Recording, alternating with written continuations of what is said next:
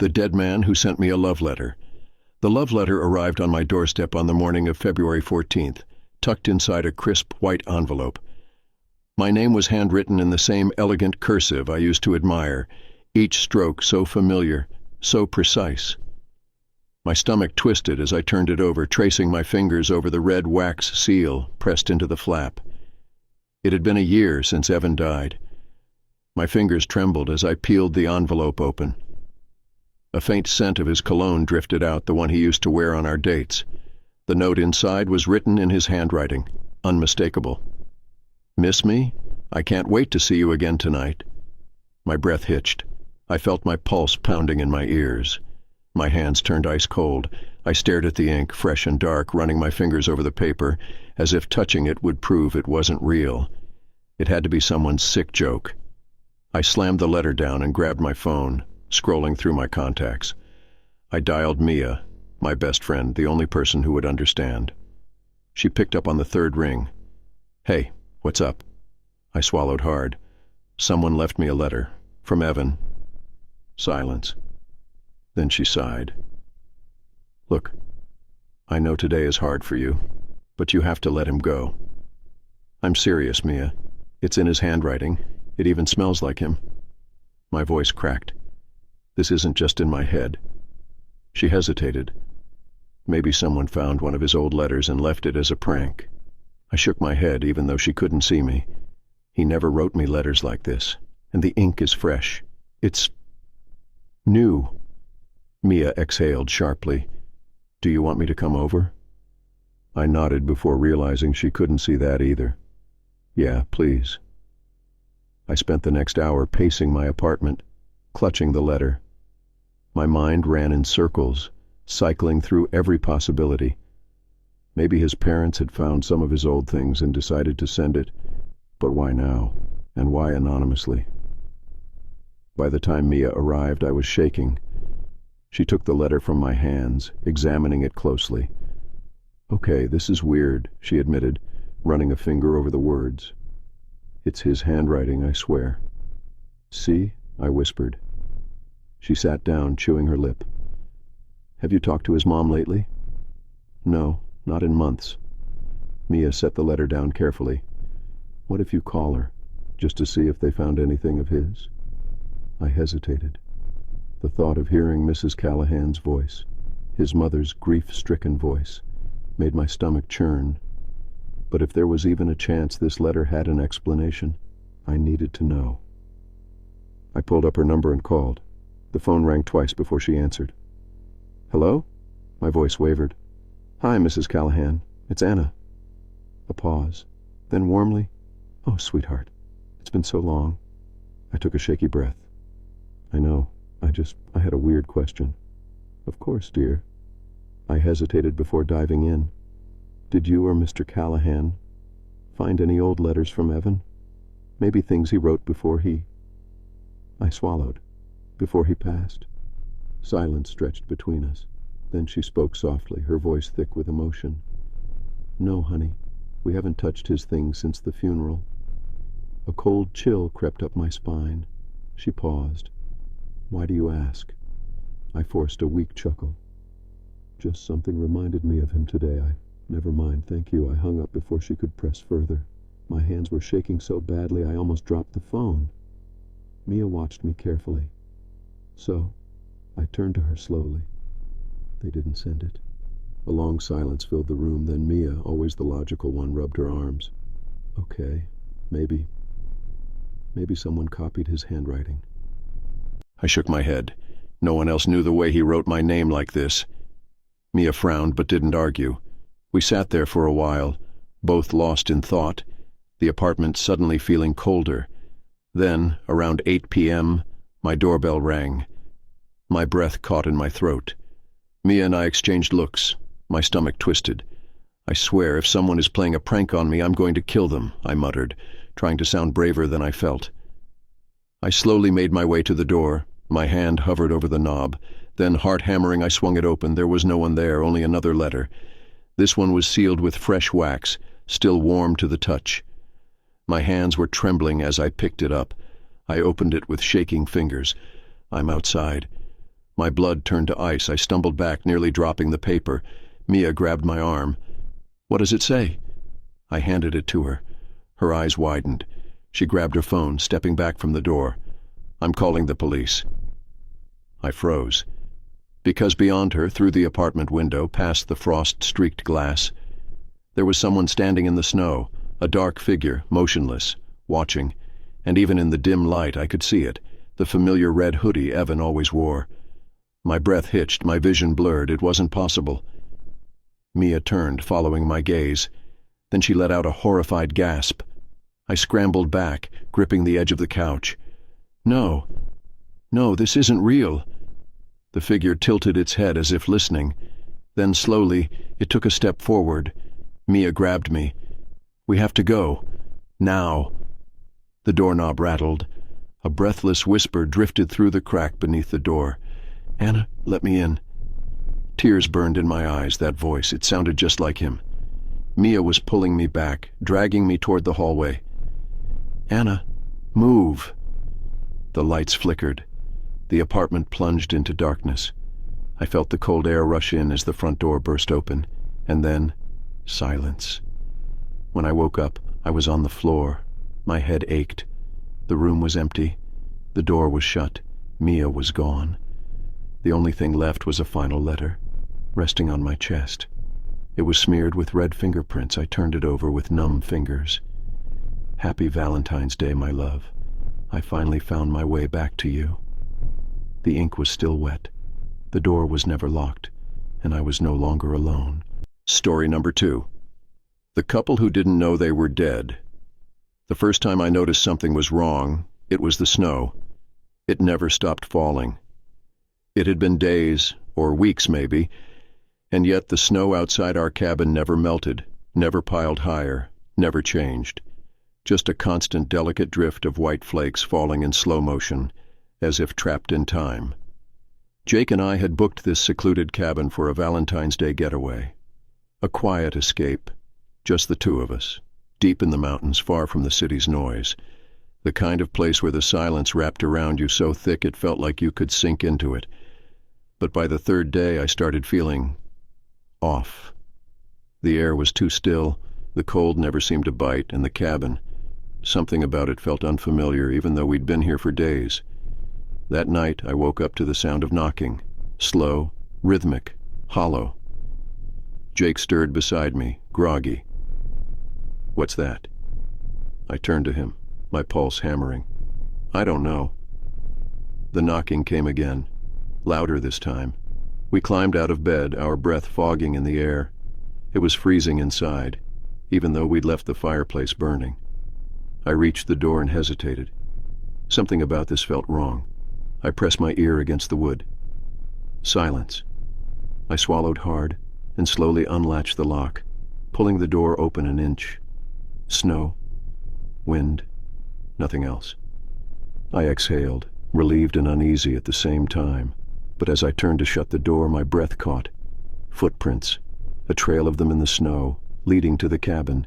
Deep, fresh, but there were none leading away. I slammed the door shut. Someone was here. Jake frowned. "No one's out there." "No, I mean, the footprints. They only lead toward the cabin." My voice shook.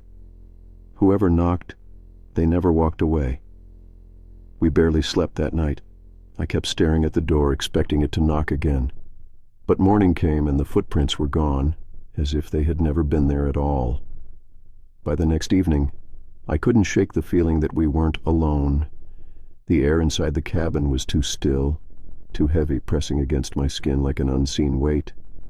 Even Jake seemed distant, paler, quieter. His eyes had deep shadows beneath them, and when he spoke, his voice sounded hollow, like it echoed in an empty space. And then on the fourth day the old man came. It was near dusk when he appeared, a hunched figure in a heavy coat, standing at the edge of the clearing. I watched him from the window, my stomach twisting. "We should invite him in," Jake murmured. I turned to him, horrified. "Are you insane? We don't know who he is." But Jake was already moving toward the door. The old man didn't knock. He didn't move at all. He just stood there, staring. His face was shadowed beneath the hood of his coat, but his presence alone sent a wave of cold terror through me. Jake opened the door just enough to call out, "Hey, sir, are you lost?" The old man tilted his head, as if listening to something we couldn't hear. Then in a hoarse whisper he said, "You need to leave." Jake frowned. "What?" The man stepped closer. His face, now visible, was lined and weathered, his eyes dark hollows. His expression was grim, almost pitying. "You don't belong here," he rasped. "This cabin, it's not for the living." A chill ran down my spine. My body screamed at me to slam the door, to lock it, to run. But something deep inside me, something I didn't want to acknowledge, already knew what he meant. I gripped Jake's arm. "Shut the door." Jake hesitated, looking between me and the old man. "Sir, I think you might be confused." The old man's gaze darkened. "Number. You're the ones who are confused." A gust of wind howled through the clearing, and for a split second the cabin groaned, as if the very walls were breathing. The air thickened, heavy with something unseen, something watching. And then the old man took another step forward. "Look down." I glanced at the snow-covered ground. My vision blurred. My stomach dropped. There were no footprints where we stood. Jake and I were barefoot, standing in the snow, but there was no imprint beneath us, no mark, no disturbance in the perfect untouched white. Jake's breath hitched. I tore my gaze away, heart pounding, and slammed the door shut. "We're leaving," I whispered. Jake's face was pale. "This is crazy, this is—" I grabbed his arm. "We have to leave, now." We rushed to pack our things, throwing clothes into bags with trembling hands. My mind raced. How could we not have noticed? Why hadn't we left footprints? And then I saw the photos. Jake had left his camera on the counter, the screen still lit from the last picture taken. My hand shook as I lifted it. It was a selfie, of us, but behind us in the reflection of the cabin's window, there was nothing. No figures, no bodies, just the empty living room. Jake grabbed the camera, eyes wide. His hands trembled as he flipped to another picture, one from 2 nights ago, sitting by the fire, smiling. But the couch was empty. Another photo, us at the dinner table, plates full of food, no one in the chairs. The world tilted, my breath came in short gasps. "No," Jake whispered, no, this isn't—" Then the lights flickered. The cabin groaned, and the door unlocked itself. Slowly, it creaked open. Outside, the snow swirled. The old man was gone. But something else stood in his place, a figure tall, shadowed, waiting. I reached for Jake's hand, but my fingers passed through his, like mist, like air, like nothing at all. Jake turned to me, horror in his eyes. "Anna." His voice faded. The room faded. The walls of the cabin peeled away like smoke. And then I remembered.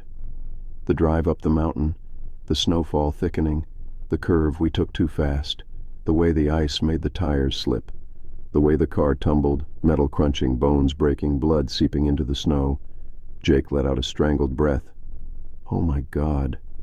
The truth crashed over me like a wave. We had never made it to the cabin.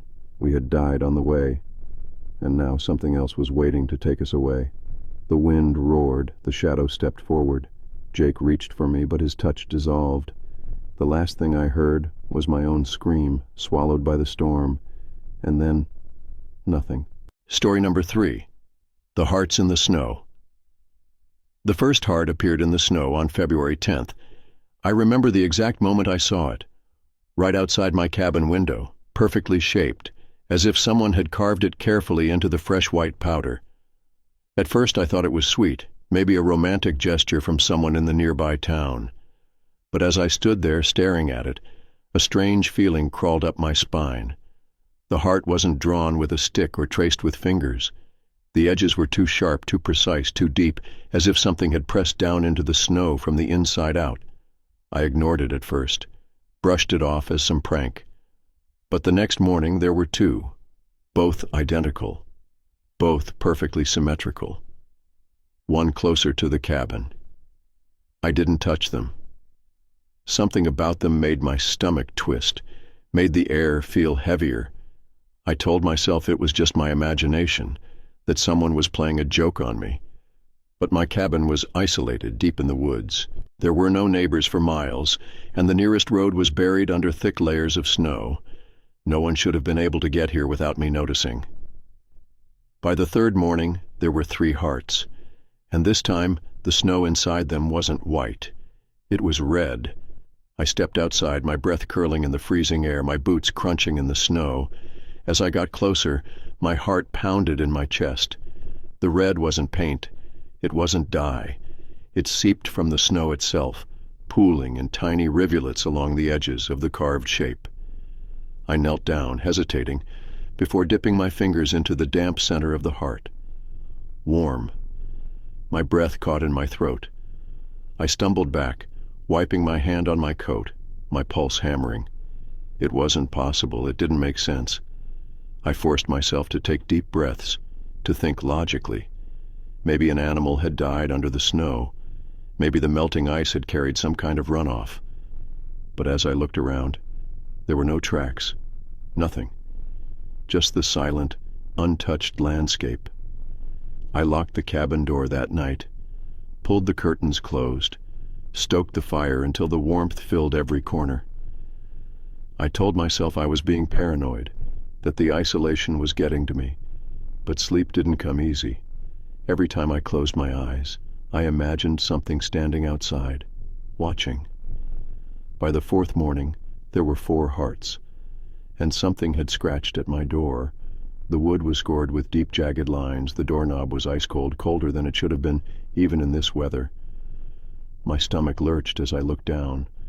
Right outside my doorstep, carved perfectly into the snow, was another heart. This one was still bleeding. I didn't go outside that day.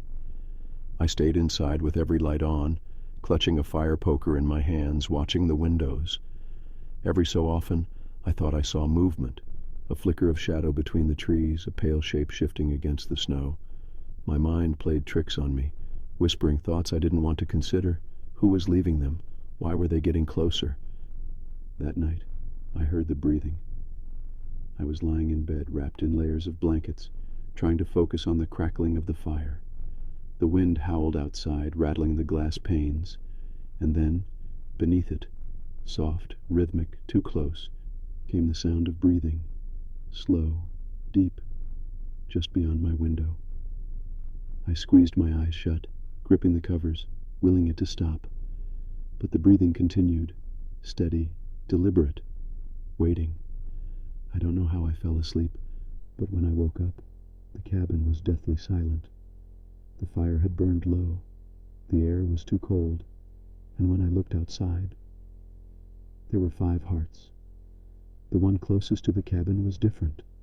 The snow inside wasn't just stained red, it was ripped open, torn apart like something had clawed its way up from beneath.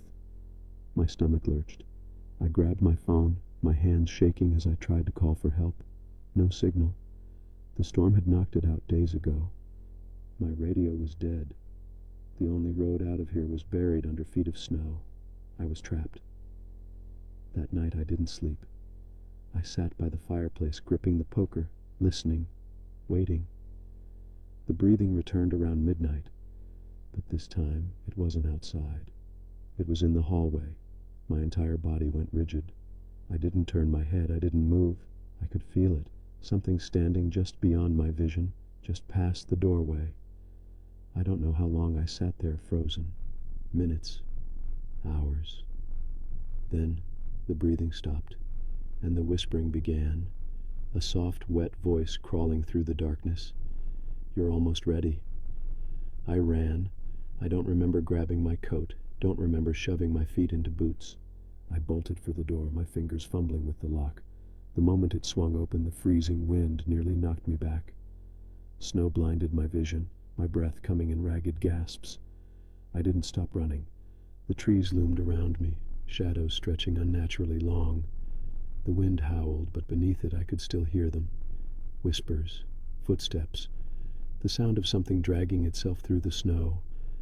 I ran until my lungs burned, until my legs threatened to give out. And then finally I saw it, the highway, a car, headlights cutting through the blizzard. I stumbled into the road, waving my arms, screaming for help.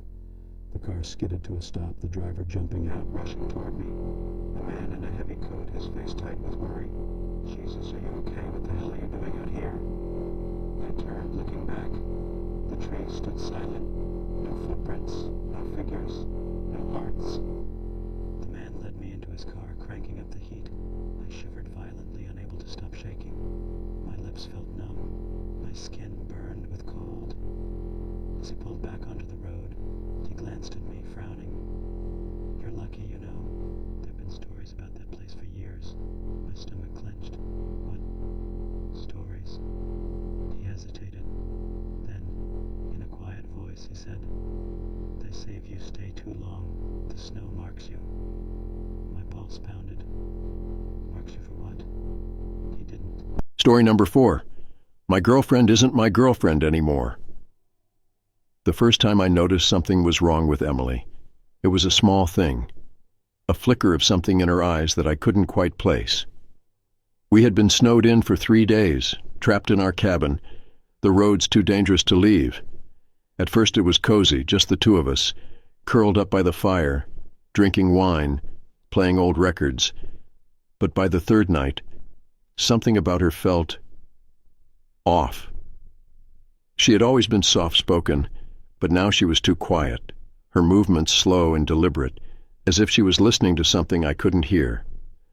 Her eyes lingered on me for too long, unblinking, like she was studying me. And then, at exactly 3:12 a.m., I woke up to find her standing over me. She didn't move, didn't speak, just stared.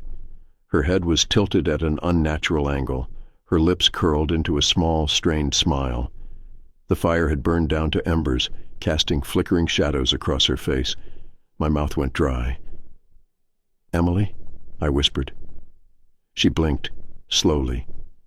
Then, without answering, she turned and walked to the window. The movement was stiff, mechanical. She pressed her hand against the frozen glass and let out a slow breath, fogging it up. "You should go back to sleep," she said. Her voice was wrong. It sounded like her, but there was something underneath it. An echo, a distortion, like two voices layered over each other. A chill crawled down my spine. I lay there for a long time, pretending to fall back asleep, but my heart wouldn't stop pounding. I knew something was wrong. I just didn't know how bad it was going to get. The next day she barely spoke, just sat at the table staring at her hands. Her nails were dirty, the skin underneath them dark. I asked her if she was okay, but she only smiled. At noon I found her standing in the snow, barefoot. The door had been left wide open, freezing air curling inside. I rushed out, grabbing her by the arm. Her skin was like ice. "Emily, what the hell are you doing?" She turned to me, her eyes wide, blank. And then she said something that made my stomach twist into knots. "I was listening." I swallowed. "Listening to what?" She smiled. "The voices in the snow." My fingers tightened around her wrist. "Come inside, now." That night I locked the door. I bolted the windows. The wind outside howled, but inside the silence felt heavier.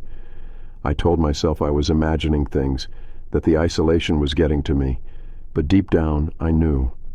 That wasn't Emily anymore. At 3:12 a.m. I woke up to her whispering. At first I thought she was talking in her sleep, but when I turned my head, I saw her sitting upright in bed, staring at the darkened corner of the room. Her lips moved, but the words were soft, rapid, unintelligible. I reached out, touching her shoulder. She stiffened. "Emily?" She turned her head, too fast, too sudden, and then she smiled. My stomach dropped. It was the wrong kind of smile. Too wide, too stretched, the corners of her lips pulling too far. The skin around her mouth cracked as she held it, the firelight casting shadows across her face. I scrambled back. "What's wrong with you?"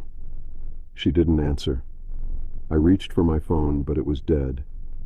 The power had gone out hours ago, and the storm had knocked out all signal. I was alone with her. I got out of bed, moving toward the door, my pulse hammering. I didn't even know where I was going. Maybe to the car, maybe just away from her. That's when she spoke. "You don't recognize me, do you?" My breath caught. "What?" She cocked her head, her eyes gleaming. "You think I'm her." I gripped the door handle. "What the hell are you talking about?" She let out a low chuckle, but there was no warmth in it.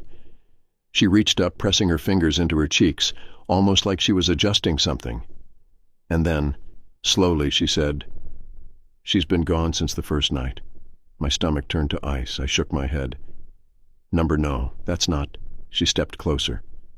"Do you remember when she woke up standing over you?" Her voice was softer now, almost playful. "That wasn't her. That was me." A scream clawed up my throat, but I couldn't move. I had to practice, you see. Her skin was so tight at first. The way she moved, the way she spoke, I had to get it just right. I stumbled back, crashing into the dresser. My legs felt weak, my vision swimming. The thing that wore Emily's face took another step forward. "I think I did well, don't you?" I ran. I don't remember throwing the door open. I don't remember barreling through the snow, my breath coming in ragged gasps. All I remember is the wind howling around me, the cold slashing at my skin, the fear tightening in my chest. I reached the car, fumbling with the keys, but my hands were shaking too much. And then I heard footsteps behind me, slow, steady, not rushing. I turned my head, heart hammering. Emily, or whatever had taken her place, stood just a few feet away. Her lips parted, the skin splitting at the corners. She was still smiling. "You can't leave," she whispered. I got the door open just as she lunged. The engine roared to life. I slammed my foot on the gas, the tires skidding against the ice. In the rearview mirror, I saw her standing in the snow, watching. The smile never left her face. By the time I made it back to town, I was shaking so hard I could barely speak. The police didn't believe me. They checked the cabin, of course, but found no signs of Emily, no footprints, no blood, nothing. It was like she had never been there at all. It's been a year now. I moved to another city, far away from that place. But I still dream about her, about the thing that wore her face, about the way she smiled, and last night I woke up at exactly 3:12 a.m. There was a whisper in my room. Software familiar. "I finally found you." Story number 5. There's someone under the ice. The first time I saw the face under the ice, I thought my mind was playing tricks on me. The sun was setting over the frozen lake, casting a deep orange glow across the untouched snow. The world was silent, the only sound the soft crunch of my skates against the ice. I was alone out there, gliding across the surface, enjoying the eerie stillness of winter. But then I saw it. A pair of eyes staring up at me from beneath the ice. I froze, my breath catching in my throat. The face was just below my feet, barely distorted by the thick layer of ice. A pale face, eyes wide open, lips slightly parted as if caught mid-scream. My stomach twisted. My first thought was that someone had drowned, that a body had been trapped beneath the surface. But that was impossible. The ice was at least 6 inches thick, solid enough to hold a truck. No one could be under there. I stepped back, my skates scraping against the surface. The face didn't move. It just stared. My heart hammered as I knelt down for a closer look. My breath fogged up the ice, and for a moment, the face disappeared behind the mist. But when it cleared, the eyes were still there, locked onto mine. And then, it blinked. I shot to my feet, nearly losing my balance. My body screamed at me to run, to get the hell off the ice, but I couldn't move. My legs felt locked in place, my breath short and ragged. Then I heard it. A faint, rhythmic tapping. It was coming from beneath the ice. I turned and skated as fast as I could. The cold air stung my face, my chest burned with each breath, but I didn't stop until I reached the edge of the lake. My boots crunched against the snow as I collapsed onto the shore, gasping. When I looked back, the face was gone. That night I barely slept. My mind kept replaying the moment over and over, the way the eyes had blinked, the way the tapping had sounded so deliberate, so patient. By morning I'd convinced myself that it had been a trick of the light, maybe a shadow beneath the ice, some kind of optical illusion. It was the only explanation that made sense. But when I went back to the lake the next day, There was something waiting for me. A hole in the ice, perfectly round, as if something had crawled its way out. The edges were smooth, not jagged like someone had fallen through. No cracks, no signs of struggle. Just an open, dark abyss leading straight into the frozen depths. I swallowed hard, my breath forming quick puffs in the air. My gut twisted with something primal, something screaming at me to leave. But I couldn't. I needed to know. I took a cautious step onto the ice, my heartbeat thudding in my ears. The hole was about 15 feet from shore. As I got closer, I saw that the ice around it was wet, slick, as if something had been dripping onto the surface. That's when I saw them, footprints leading away from the hole, bare footprints. The shape was unmistakable, long, thin, human. The prints trailed off toward the woods, disappearing into the snow. I felt my stomach drop. There was no way. No way anyone could have survived in that water in those temperatures. No one could have walked away. A sharp gust of wind howled through the trees, making me flinch. I turned, half expecting to see someone standing at the tree line watching me. But the forest was empty. I ran back to my car, my mind racing. Someone had been in the ice. Someone had gotten out. And now they were walking around. That night I locked my doors, pulled the curtains closed. I tried to tell myself that it was some kind of mistake, some kind of logical explanation I just hadn't figured out yet. But at exactly 3:12 a.m., I woke up to the sound of dripping water. I lay there, frozen, my breath shallow. The sound wasn't coming from the bathroom. It wasn't coming from the kitchen. It was coming from inside my room. My fingers dug into the sheets. The air was cold, too cold. My breath curled in front of my face, thick and white, as if I were standing outside.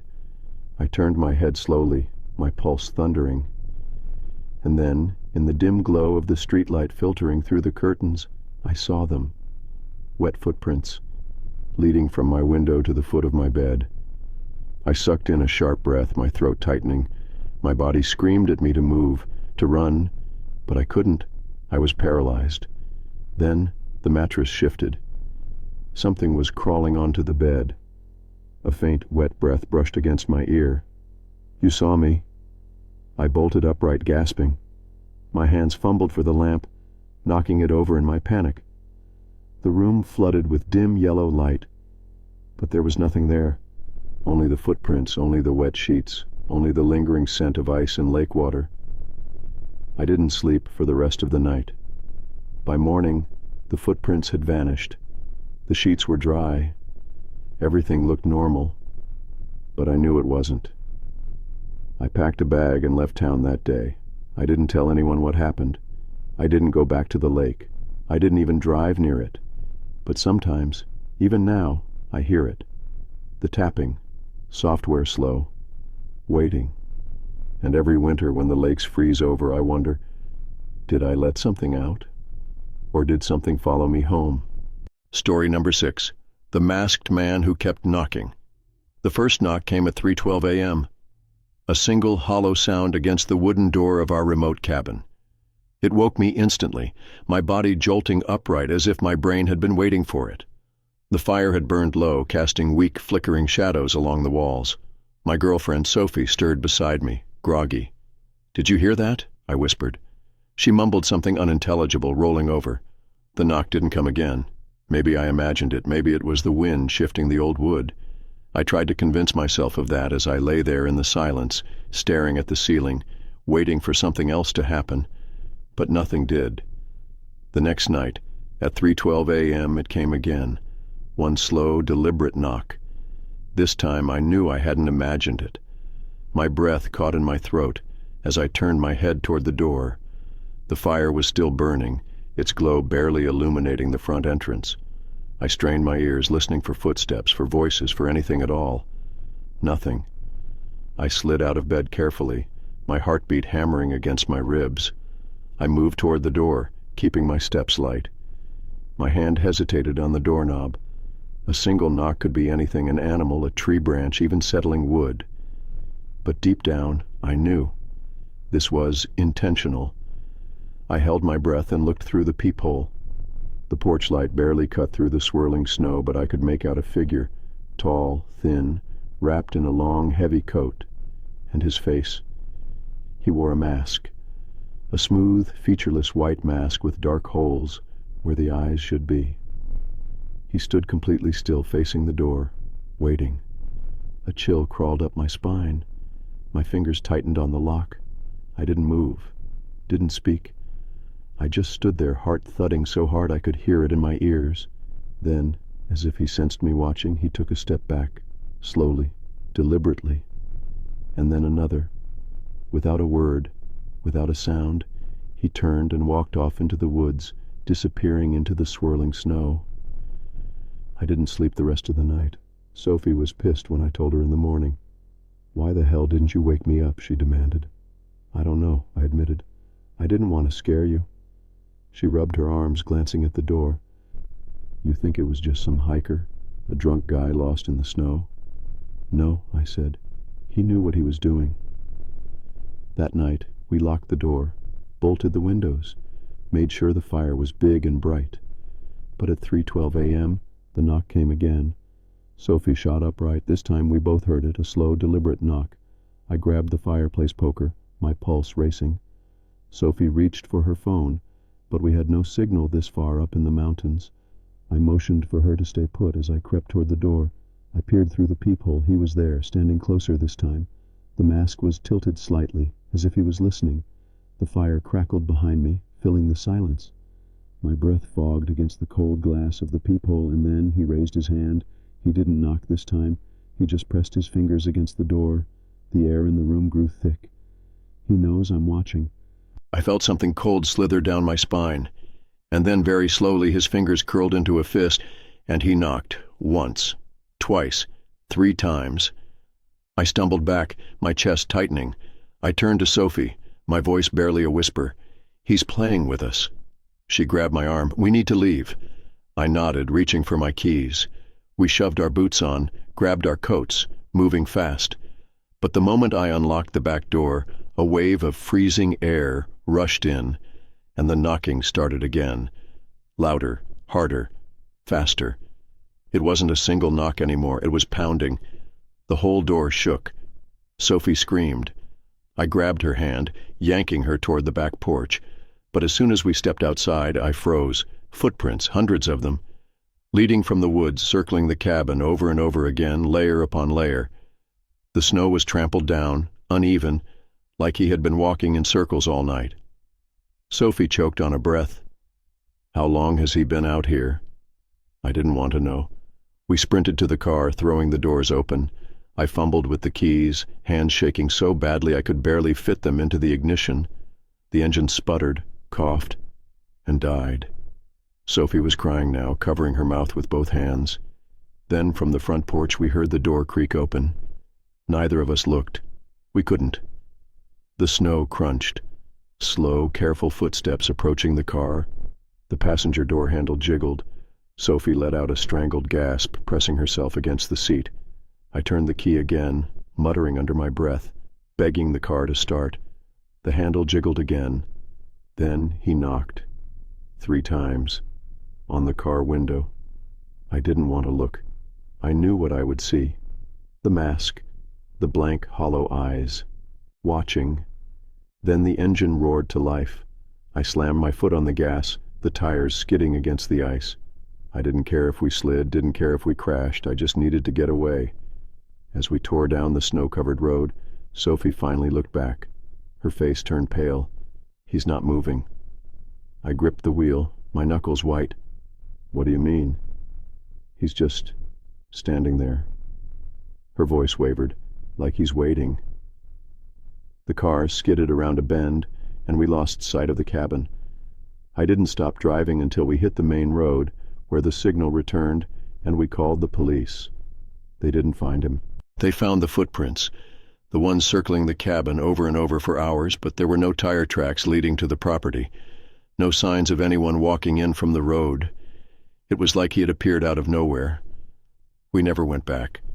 We sold the cabin, we tried to forget, but last night in our apartment, hundreds of miles away from that place, there was a knock, at exactly 3:12 a.m. Story number 7. The Woman in the Wedding Dress. The first time I saw her, I thought she was just another trick of the snow. The storm had rolled in fast, thick flakes swallowing the road, turning the world into a blur of white. My girlfriend, Lisa, was gripping the wheel, her knuckles pale. We had planned a romantic getaway, a quiet weekend in a cabin tucked deep in the mountains. But now the road was nearly invisible, and we hadn't seen another car for miles. Then, out of nowhere, she appeared in the headlights. A woman, standing in the middle of the road. Lisa slammed the brakes, and the tires skidded over the ice, the car jerking violently before coming to a stop just feet away from her. My breath caught in my throat. She wasn't moving, just standing there barely illuminated by the headlights. She was wearing a wedding dress, not the crisp white of a new bride. No, this dress was old, tattered, filthy, stained with something dark. Her veil was torn, clinging to her tangled black hair.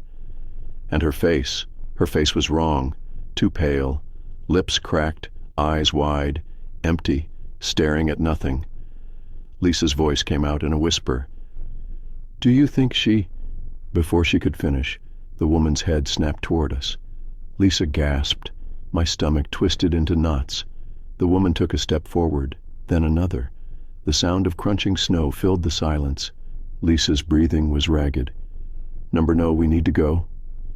She threw the car into reverse, but the wheels spun uselessly in the ice. The woman kept coming. Her bare feet barely sank into the snow.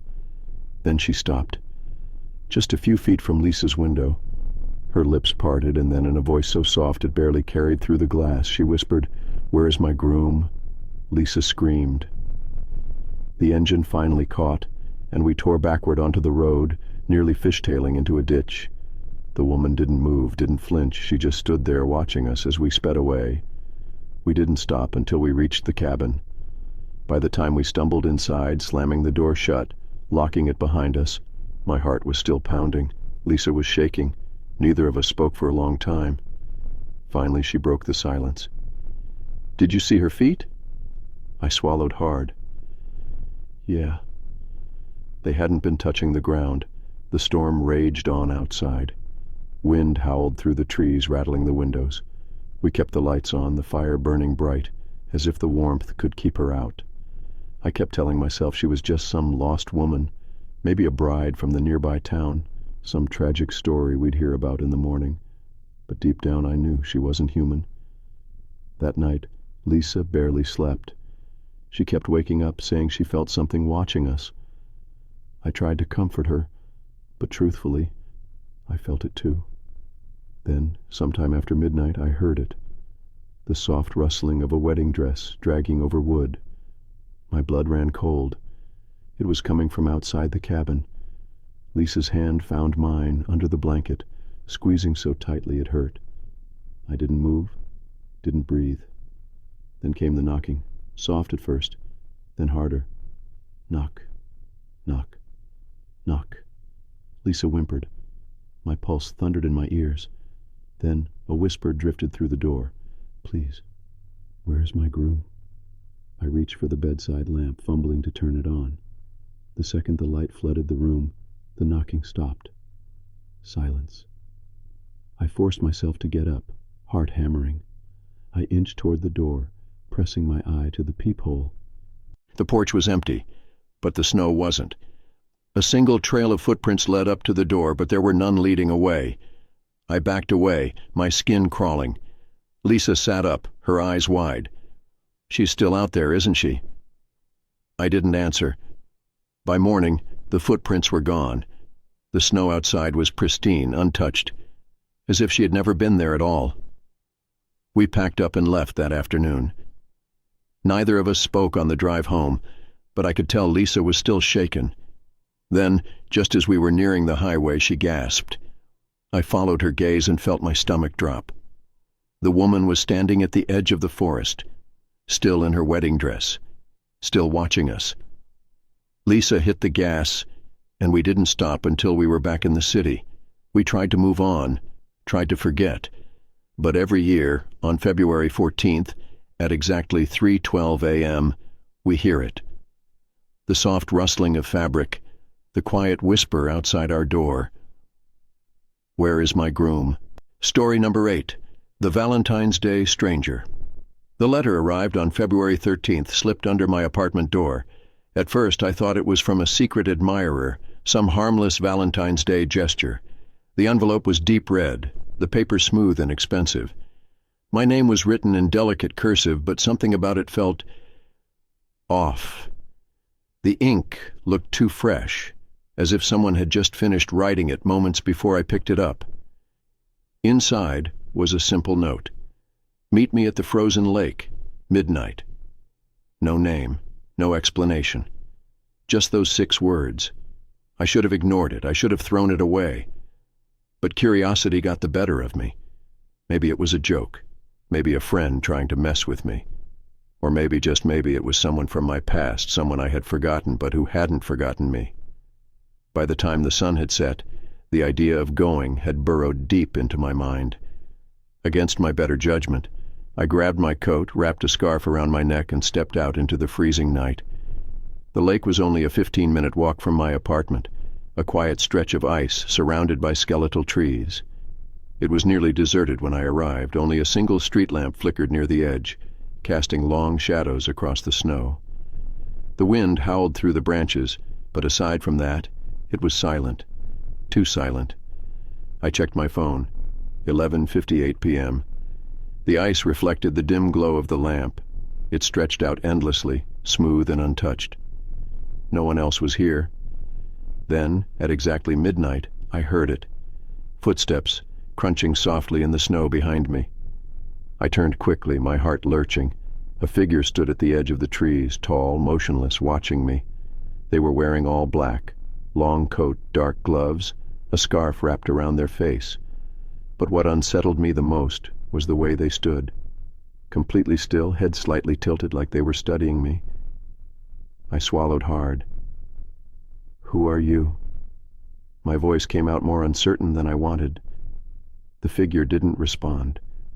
They just lifted a gloved hand and pointed toward the lake. A chill slithered down my spine.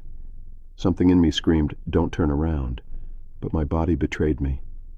Slowly, I turned my head toward the ice. There, standing on the frozen lake, was another figure. This one was different. This one was wearing my face. I staggered back, my breath catching in my throat. The person, the thing, on the ice was identical to me. Same height, same clothes, same terrified expression. It lifted its hand and waved. I stumbled backward, my pulse thundering. What the hell is this? The figure in the coat didn't move, didn't speak. They just watched. I turned back toward the lake, but the thing that looked like me was gone. The ice was empty. The silence pressed against my ears, thick and suffocating. A whisper broke it. "I knew you would come." I whipped around. The stranger was closer now. I hadn't heard them move.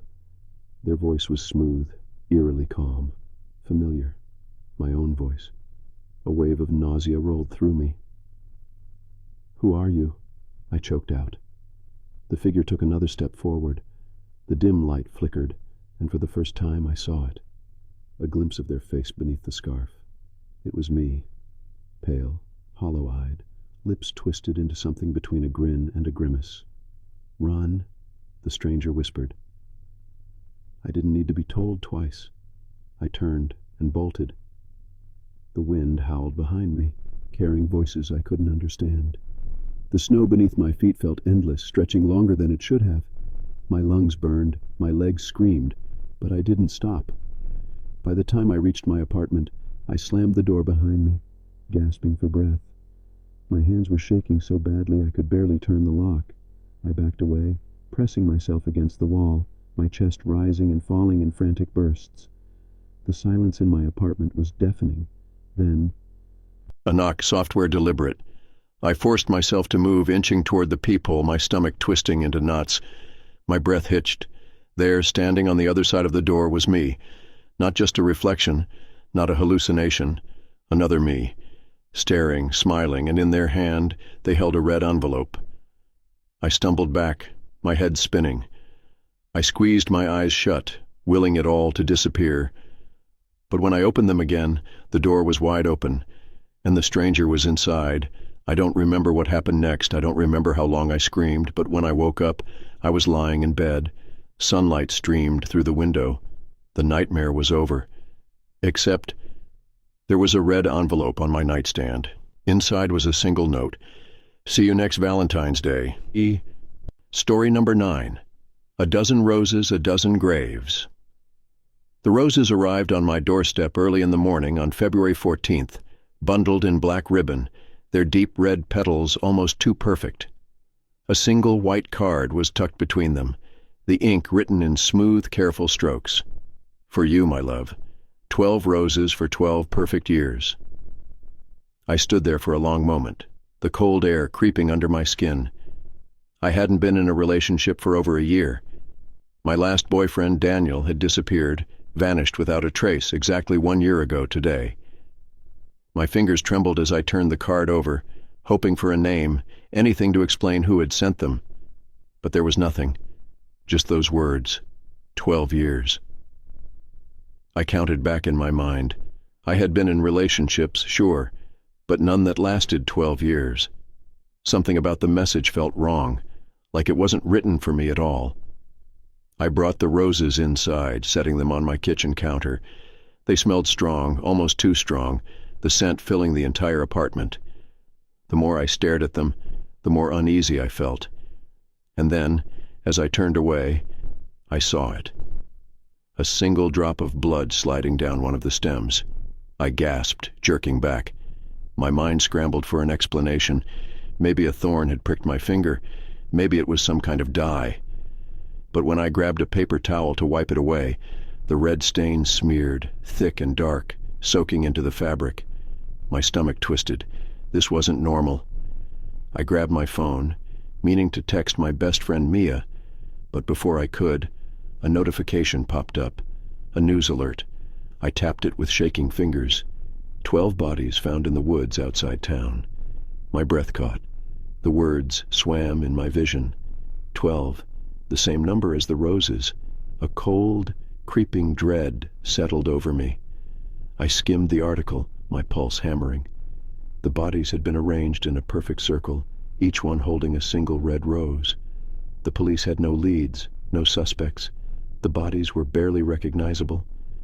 The only clue was a single note found at the scene. For you, my love. 12 roses for 12 perfect years. I dropped my phone. My stomach turned violently, and I ran to the sink, gagging. My head spun. This wasn't a coincidence. Whoever sent those flowers, they knew. A loud knock at my door made me jump. I turned, my breath catching in my throat. My mind screamed, "Don't open it," but my body moved before I could stop myself. I peered through the peephole.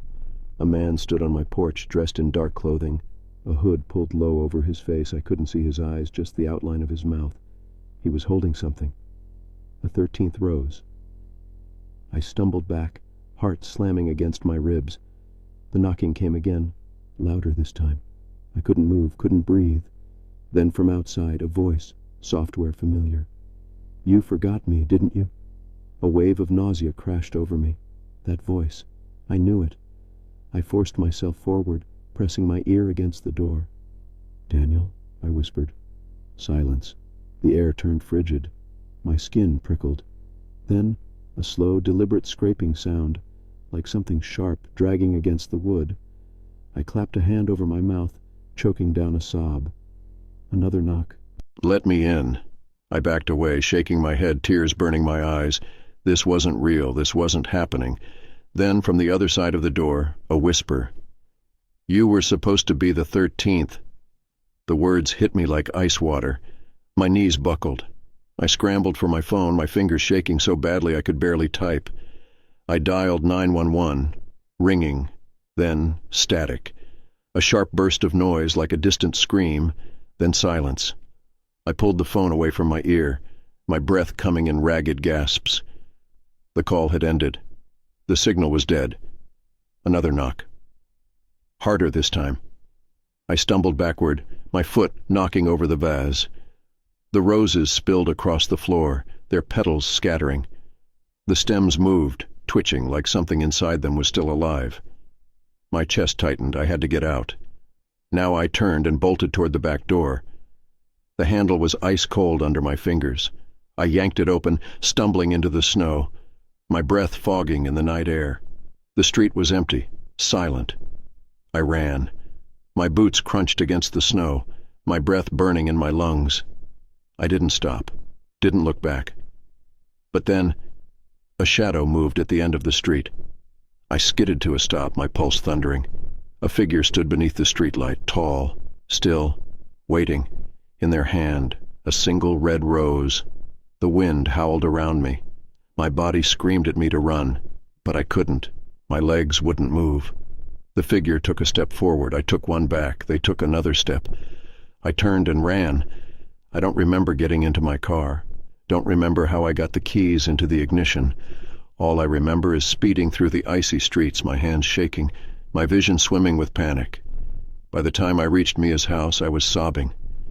She pulled me inside, wrapping me in a blanket, her face twisted with concern. What happened? I couldn't speak, could barely breathe. I just thrust my phone toward her, the news article still open. She scanned it, her expression darkening. Then, slowly, she looked up at me. "That note, the one left at the crime scene," she said. "It's exactly the same as the one that came with your roses." I nodded. Mia swallowed. "Then how did the killer leave it before you got yours?" The room spun. I looked down at my hands, at the 13th rose still clutched between my fingers. And then, from outside, a knock. Story number 10. The thing that took my boyfriend's place. It happened on the coldest night of the year. The snowstorm had trapped us in the cabin, and the wind outside howled like a wounded animal.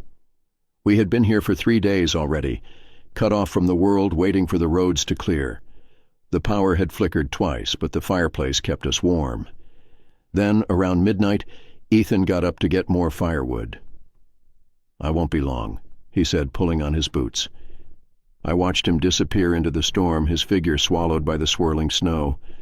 The wind slammed the door shut behind him, and just like that I was alone. 5 minutes passed, then 10. I checked my phone, but the signal was still dead. I told myself he was fine, that he had just gone around to the back where we kept extra logs, but as the clock crept toward 20 minutes, something in my gut twisted. I wrapped a blanket around my shoulders and went to the window. The porch light barely reached the tree line, but beyond that there was only darkness. The snow-covered ground was untouched, no footprints leading back to the cabin. A heavy knock rattled the door. I jumped. My breath hitched in my throat. Ethan. It had to be Ethan. I hurried to the door, yanking it open. He stood there, covered in snow, his face pale from the cold. But something was off. His stance was stiff, unnatural, like he was trying too hard to stand like a person. His breath didn't fog in the freezing air. "You were gone for a while," I said, my voice shaking. He smiled, but the expression didn't reach his eyes. "Got a little lost," he said. His voice sounded wrong, flat, like an echo of itself. I stepped aside to let him in. He walked past me, moving too slowly, as if testing the way his body worked. I tried to shake the feeling creeping up my spine. It was just the isolation getting to me. I told myself I was being paranoid. But then I noticed something, his boots. They were dry. I looked at the door, then back at him. Snow still clung to his jacket, but his boots, the ones he had just walked through a blizzard in, were completely dry. My throat tightened. "Ethan, are you okay?" He turned to me, tilting his head a fraction too far. "Of course," he said, smiling again. That wrong smile. "I'm just tired." The fire crackled behind me, filling the silence. Then he said something that made my stomach drop. "Come sit with me. By the fire. Not our fire. Not let's warm up. Come sit with me by the fire." Something about the way he said it, the slight hesitation, the careful choice of words, sent a bolt of fear through me. I forced a smile. "I'm going to grab some water first," I said, backing toward the kitchen. I kept my eyes on him as I moved. His head twitched slightly, as if adjusting, as if getting comfortable in its skin. I turned the corner into the kitchen and pressed my back against the counter, trying to steady my breathing. I needed to think, needed to be rational. Then I saw them, boot prints. A trail of wet, heavy prints leading from the back door to the living room, leading inside. My breath stopped. The back door was still locked, had been locked all night. The only way Ethan could have come in was through the front. I swallowed the scream rising in my throat. Whoever, whatever, was in the living room. It wasn't Ethan. I forced myself to look back around the corner. He was sitting by the fire now, hands stretched out toward the flames. His fingers twitched slightly like he was testing them, like he wasn't used to them. I had to get out. Now. I crept toward the front door, moving as silently as I could. My hands shook as I reached for the lock. Then, "Ella?" His voice came from right behind me. I froze. Slowly I turned my head. He was too close, his face inches from mine, his eyes. Ethan's eyes were wrong. The irises too dark, the pupils too large, like something wearing his skin but not quite fitting into it. My body locked up, every instinct screaming to run. His head tilted, a slow, mechanical movement. "Where are you going?" I forced my voice to stay calm. "Nowhere. Just needed some air." His smile widened, but the expression was stretched, too forced. "You don't need air," he said. And then, without blinking, he whispered, "You should sit with me by the fire." My body reacted before my mind did. I grabbed the closest object, a lamp, and smashed it into his face. He didn't scream, didn't stumble. He just twitched, his head snapping unnaturally to the side before slowly realigning. The light from the broken lamp flickered, casting long shadows against the walls. I didn't wait. I tore the door open and ran. The cold air hit me like a punch to the chest, my breath coming in ragged gasps. I didn't look back, didn't stop. The snow blurred beneath my feet as I sprinted toward the trees. Then I heard it, the cabin door creaking open and the sound of bare feet crunching in the snow. I ran harder. Branches tore at my skin, the icy wind burning my lungs. My legs screamed for me to stop, but I didn't. I couldn't.